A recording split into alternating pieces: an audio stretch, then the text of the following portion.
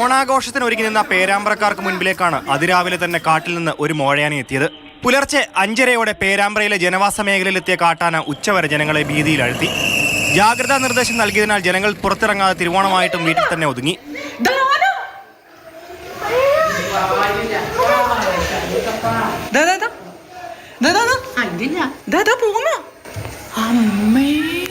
വനം വകുപ്പ് അധികൃതരും പോലീസും സ്ഥലത്തെത്തി ആനയെ തുരത്താൻ ശ്രമിച്ചെങ്കിലും ആന പിടികൊടുക്കാതെ വയലും റോഡുമെല്ലാം താണ്ടി നടന്നു നീങ്ങി. ജനങ്ങൾ ആനയെ പിന്തുടരുന്നുണ്ടെങ്കിലും ഒരിക്കൽ പോലും ആന കൃഷി നശിപ്പിക്കുവാനോ ജനങ്ങളെ ആക്രമിക്കുവാനോ ശ്രമിച്ചില്ല.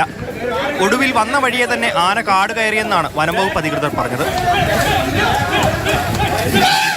3:30 കാട് കയറിയ ആന നാട്ടുകാരുടെ ഓണാഘോഷവും കൊണ്ടായിരുന്നു പോയത്. വനമേഖലയോ കാട്ടാനയോ മറ്റു വന്യമൃഗങ്ങളോ ഇറങ്ങുന്ന പ്രദേശമല്ല പേരാമ്പ്ര. എന്നിട്ടും എങ്ങനെ മോഴയാന ഇവിടെ എത്തി എന്നതിൽ വനംവകുപ്പിനും ഒരു വിവരവുമില്ല. മാതൃഭൂമി ന്യൂസ്, കോഴിക്കോട്.